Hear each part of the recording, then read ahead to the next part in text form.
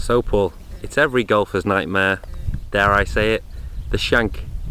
How's the core going to help me cure my shank? Well, that was another great shot I just hit down there, did you see that? How's the core going to cure your shank? Well, probably the two most common ways that I see people shank it are if we use the analogy of the grip and the core again. I know sometimes people think, oh, can't he talk about something else? But if we use this analogy, what generally happens is the shank is the inside part of the golf club, so it's the inside edge of a racket if it was tennis or something.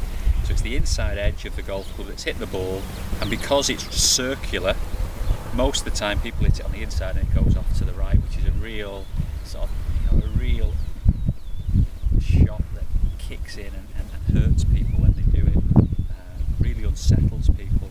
So you're hitting it off the inside edge of the golf club, that's the reality of what's going on. So how do you hit the ball off the inside edge? Well, you can do it, if we looked at this as the target, the grip end again, you could do it by starting in quite a nice way and sort of swinging over the side, so by the time you get to hit something, you're hitting it with the inside edge of the club. So that's a way that some people do it.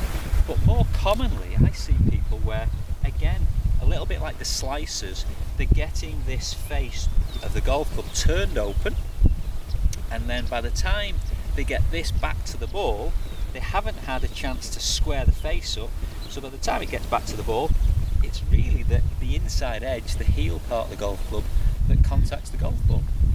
So then they get really panicky and all the things that start to frighten people about shanking, that it's a bit of a disease and they've caught it off somebody, and they start to get more and more nervous and they start to do it more and more, and they might even start sort of throwing the club outside with the face open, and it compounds the error.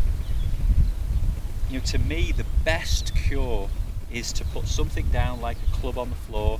If you had this tool, you would really swing it back one-handed to start off with, and really get a sense of how you might swing that back so that the face isn't turning open, it's just swinging back in a very square manner.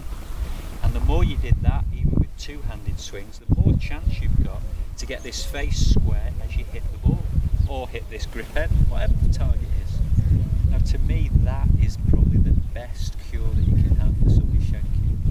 You know, they've got to get away from this turning and rolling of the face open and thinking they've got to roll the hands through impact to get the face back to square to hit good golf shots. They just don't have to do that. You know, really, shankers really start to get worried about hitting that shot, and a lot of the time if you can get them starting with something very simple like this and hitting some shots where they just drive it forward a short distance, that's the best cure that they can have, because they start hitting the ball out the middle of the club again. So that's the best way, best tip that I can come up with.